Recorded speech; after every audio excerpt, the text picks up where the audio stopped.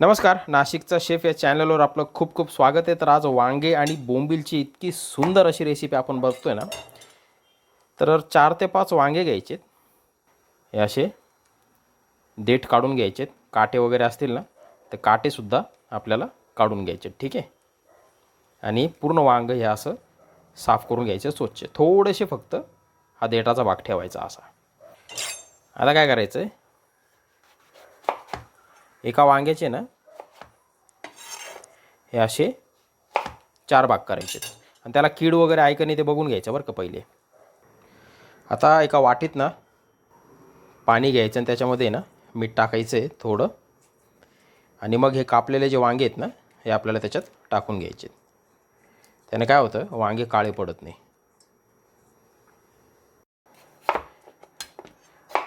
आता एक मोठ्या आकाराचा बटाटा घ्यायचा आहे, त्याला ह्या आकारामध्ये कट करायचं बरं का. आता ना थोडेसे बोंबील घ्यायचे.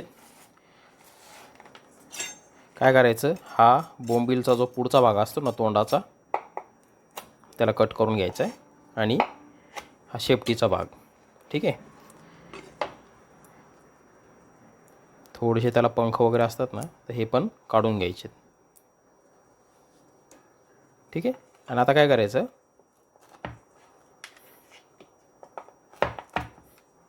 हे बघा ह्या आकारामध्ये, लहान आकारामध्ये ना आपल्याला त्याचे तुकडे करून घ्यायचे आहेत सगळ्या बोंबीलचे. तर हे बघा असं त्यांना आहे ना कापून घ्यायचं छोट्या तुकड्यांमध्ये. आणि आता काय करायचं, याला ना पाण्यामध्ये आहे ना 2-3 वेळेस आहे ना स्वच्छ धुवून घ्यायचं आहे. म्हणजे कसं, याच्यावरची रेती माती वगैरे जी असते ना ती निघून जाते. तर असं पाण्यात आहे ना त्यांना बुडवून घ्यायचं आहे आणि हाताने ना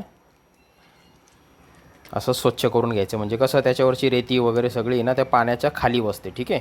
आणि मग नंतर हे पाणी, हे बघा आता स्वच्छ धुतल्यानंतर काय करायचं, हे अशा वरच्यावर आहे ना बोंबील काढून घ्यायचे, हे बघा असे. आणि मग दुसऱ्या वाटीत टाकायचे आणि असं 2-3 वेळेस आपल्याला धुवून घ्यायचं आहे, ठीक आहे. आता एका तव्यावर ना तेल घ्यायचं आहे, त्याला गरम करून घ्यायचं आहे. आणि तेल गरम झालं की हे बोंबील आपल्याला त्याच्यामध्ये आपल्याला 2 ते 3 मिनटं ना मीडियम टेम्परेचरवर फ्राय करून घ्यायचे बरं का, चांगले क्रिस्पी होईपर्यंत. तेल खूप जास्त नका घेऊ, थोडंसंच घ्या.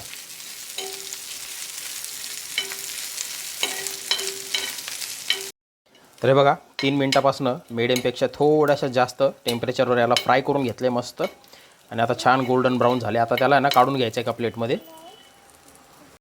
आता एका कढईमध्ये ना तेल घ्यायचं आहे, त्याला गरम करून घ्यायचं आहे.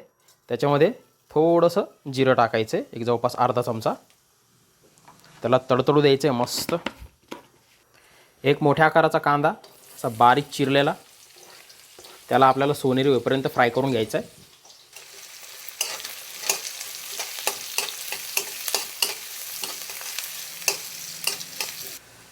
तर इथे ना माझ्याकडे एक 10 ते 12 लसणाच्या पाकळ्या एकदम बारीक ठेचलेल्या आहेत.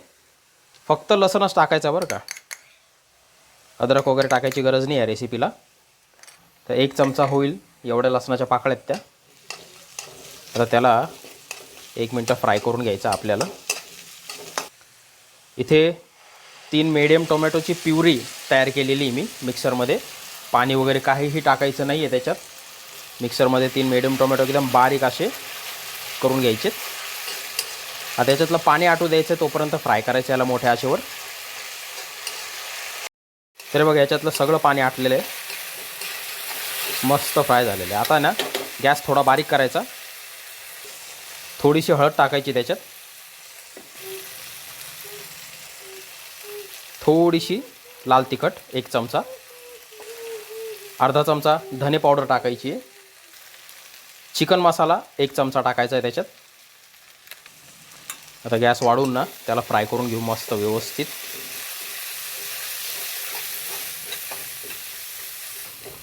इथे टोमॅटो प्युरीचं जे पाणी उरलेलं होतं ना मिक्सरच्या भांड्यात, ते टाकून घेतलेलं आहे मी थोडं.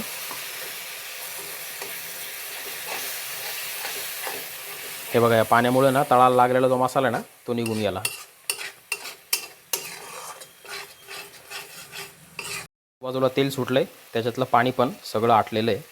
आता हे वांगे जे आपण बारीक कापले होते ते त्याच्यात टाकायचे.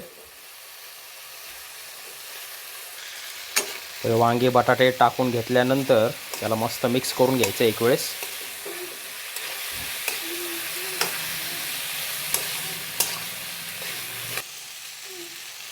तर त्याच्यामध्ये ना जवळपास 1 ग्लास पाणी टाकून घ्यायचे ते वांगे आणि बटाटे शिजण्यासाठी. ठीक आहे. हलक्या हाताने ना थोडंसं मिक्स करून घेऊ.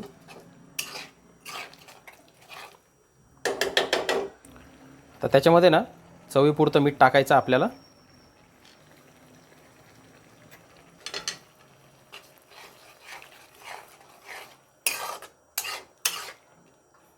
आता त्याच्यावरती झाकण ठेवायचं आहे आणि 20 मिनिटं अतिशय कमी आचेवर त्याला शिजवून घ्यायचं आहे. आता हे बघा, हे बोंबील आहे ना मस्त क्रंची झालेत बरं का. आता त्याला खलबत्त्यामध्ये घेऊन ना आपल्याला ओबडधोबड फक्त असं क्रश करून घ्यायचं आहे. ठीक आहे. त्याला आहे ना खूप बारीक असा भुगा नाही करायचा त्यांचा, ओबडधोबड क्रश करायचे फक्त. हे बघा, हे असे ओबडधोबड त्यांना क्रश करून घ्यायचे.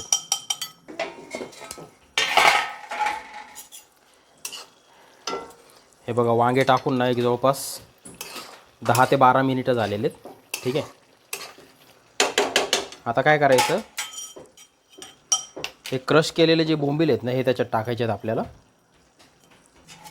आता त्यांना मिक्स करायचे.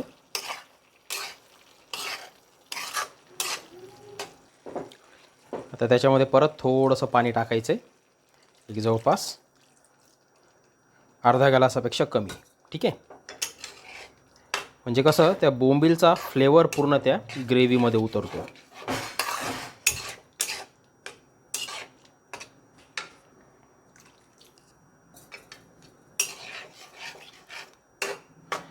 आता उरलेले 10 मिनिटं त्याला शिजवून घ्यायचे.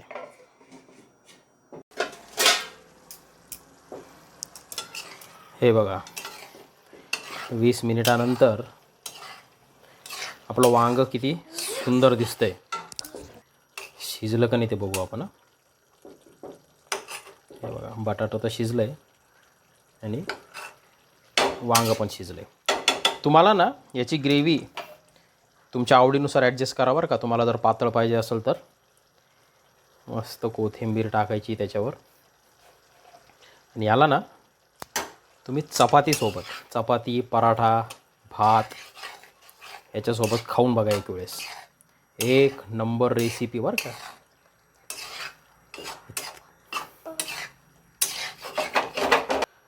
तर हे बघा, अशा पद्धतीने बनवा. मस्त वांगं, बटाटा आणि बोंबील एक नंबर चवीला लागते. ट्राय करून बघा.